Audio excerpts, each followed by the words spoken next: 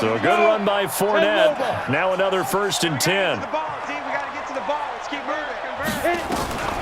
From the gun, Frost. And a big loss here as he's taken down. Jadeveon Clowney. What a play by him. That's going to go as a loss of 13. Now then after the sack, it'll be interesting to see what they have planned for 2nd and 23. Stepping up, he's going to keep it. And he goes across midfield and down into Houston territory. He'll get 5 out of the keeper, but now it's 3rd down. And it looks like we've got a dime set here defensively. 6 DBs in the game. Operating from the gun, Frost. And that is incomplete. They went with the dime look that time on defense, just flooded the field with defensive backs, blanketed everyone, took away all the passing angles, thus the incompletion. He was only asked to punt once in the victory last week as he sends this one away.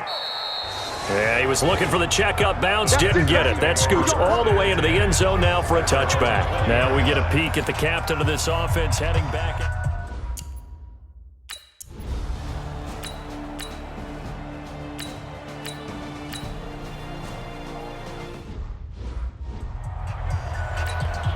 Set, 30 base.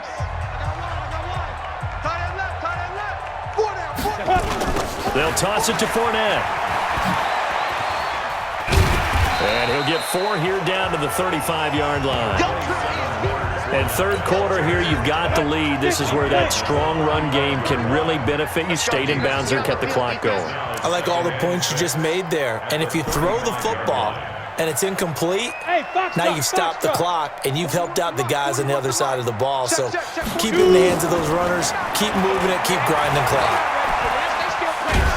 Under pressure, and the Texans able to get in there for the sack. Bernardrick McKinney muscled his way in for the sack. Well, many times when you talk about mobile quarterbacks, you get the sense that they feel like they can get out of any bad situation. They keep moving around and trying to emulate guys like the Scrambler or the Dodger. Instead, they keep losing yardage and digging themselves a hole that they can't get out of. With the score, Jaguars 25. Back now in Jacksonville. It's Jaguar football here, and they'll look to extend their lead as we begin quarter number 4. Throwing on 3rd and long. Frost eluding the pressure right. He wants it all for the end zone. And that will be incomplete. Well, they weren't scared to let it fly, but it falls to the ground and brings up 4th down.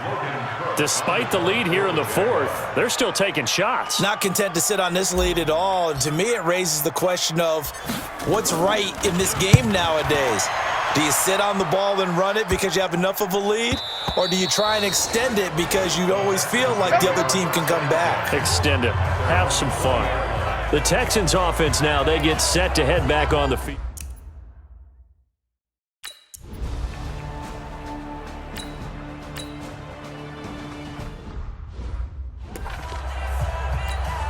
Come on, set. 10-2 start. Hey. Step. Now Martin throwing on 4th down. And they will not be able to hook up there. It's incomplete. Bill O'Brien rolls the dice, but to no avail. And now possession's going to go over with a football at the 20-yard line. Well, at this stage of the game in the second half, down 3 scores, I guess they felt like they needed to push. And let's face it, with this deficit, if they give up another score here after they didn't get it, does it really matter? Right. It really doesn't. They had to go and try and make something happen if they had any chance of winning this game. Down. 70, Indy. You got nothing. Now Leonard Fournette. And he'll get this one down to about the 17. Timmy Jernigan, the Florida State man, in on the stop. A 3-yard pickup brings up 2nd and 7 at the 17-yard line.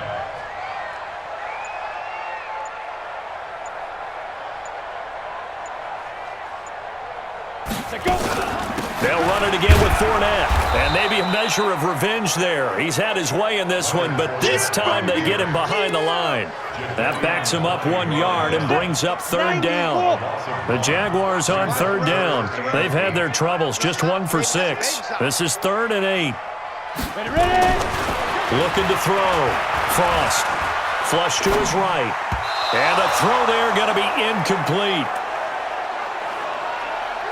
I think he's a little trigger happy right there, and it turned into an ill-advised throw into their zone. Well, we know he has confidence. He'll throw it any place, anytime, anywhere. That time it fell incomplete.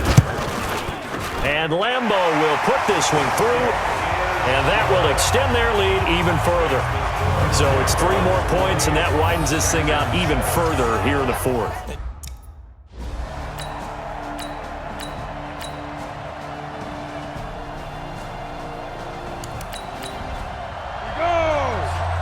Gator. Let's go. I hope you brought your lunch because I'm about to take you to school. Let's go. On 4th down, Martin.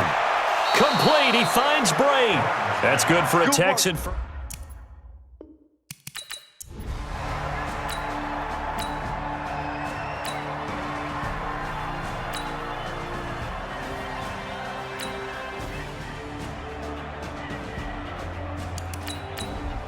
You ready? Let's go.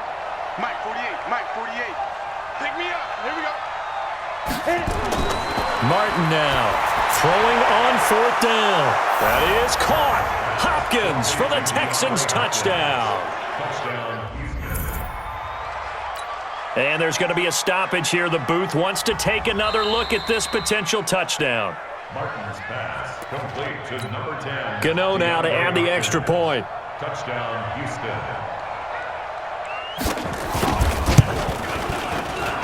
It's up and good, and it's now 28-14. So that drive, 12 plays in length, and it results in the Texans finding the end zone.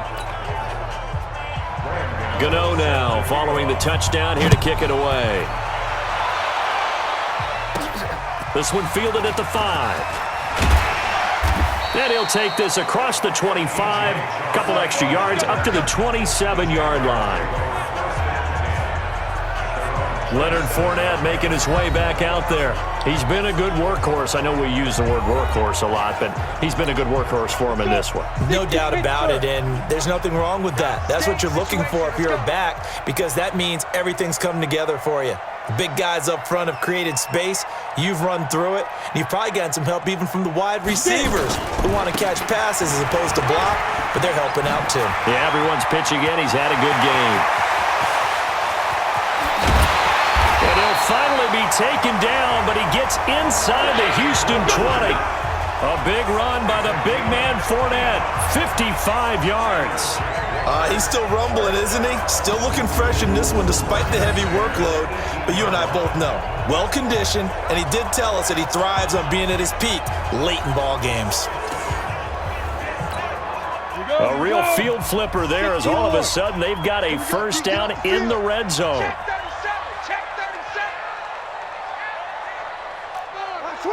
Recon, 132 fighter. Off the play fake. Frost under a heavy rush, and down he goes. Jadeveon Clowney able to record his 5th sack of the season. And it's never good to take a sack. You really don't want to take one down here in this part of the field, down near the red zone. Not at all, because you're already pretty much assured of a field goal. But you take a big sack, it could push you out of range, and that's why defenses get a little more aggressive in this situation. Oh, the pressure too great, and he goes down once more. Jadeveon Clowney in there to get him, and that is sack number 6 now for him on the year. Okay, let's go back a little bit and see if my schooling comes to the front. What's that old saying?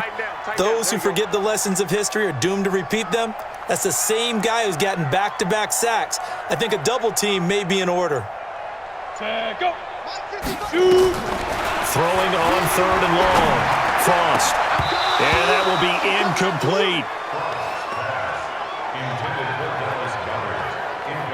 They went with a dime look on defense. 2 extra defensive backs on the field and covered up essentially every blade of grass. That allowed them to disrupt the play.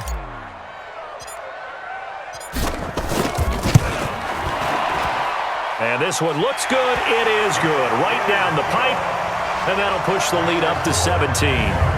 So yet another field goal to end a drive. That has been a very common theme. He's now hit 5 of them in this game. Yeah, Brandon, as an offense, you hate that you've had to call on your kicker so often, but you have to love the fact that time and time again, he's come through.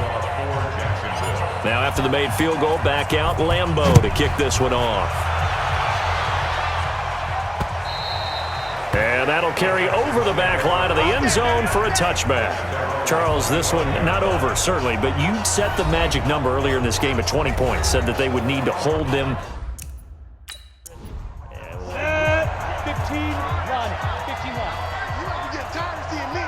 5. To throw is Martin on first down. Over the middle, and it's incomplete.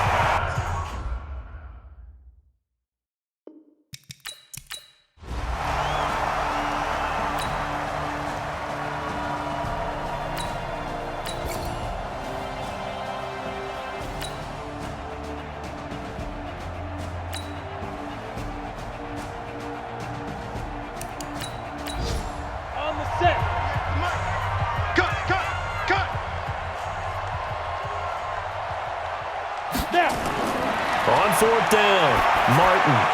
And this is going to be incomplete. They had to go for it with such little time remaining, and the Jags take over in terrific field position. So they tried to go for it for pride, but it really wouldn't have mattered. This one, it was already determined. No doubt about it. This one was over a while ago. Out comes the Jacksonville offense as they get set to take over here.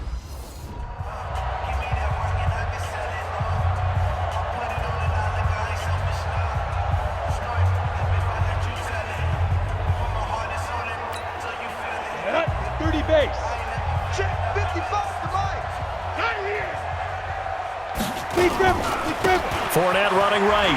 He juked him. And brought down, but not before they're inside the 25. The Jags picking up the first down there, a gain of 12. Do my eyes deceive me, or is he getting stronger as this game moves along? Burst seems just as good here in the fourth as it was way back in the first, doesn't it? I do believe someone put a lot of time in the offseason and continues to condition during the season in order to continue to carry the ball at this rate. Not totally home free yet, but it's looking good as they come up 1st and 10. We got 4. We got 4. Go. And they take a knee. It's a loss of a yard. Brings up 2nd and 11. Ready? 50. Play. 26-yard line. Danny.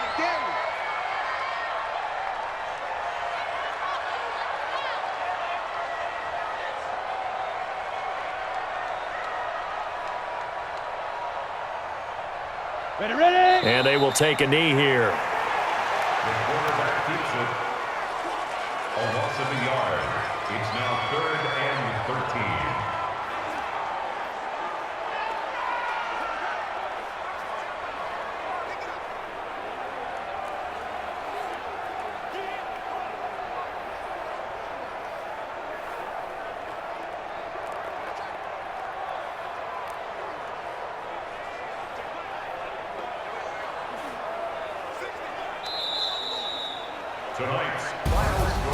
And Charles, I think when the schedule comes out, all teams, no matter where they're predicted to finish, talk about protecting your home turf. They were able to do that here in this one. Similar to a tennis match, right? Not letting them break your serve.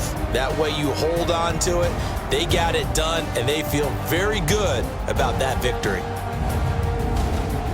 So for the Jaguars, they improved to 5-0 now on the young season. And they will hit the road next week to take on the Tennessee Titans. Meanwhile, for Houston, they drop below 500 to 2-3 with a loss. And perhaps fortunately for them, they'll get an early bye next week and come back to action in Week 7. That'll do it for us. I'm Brandon Gaudin.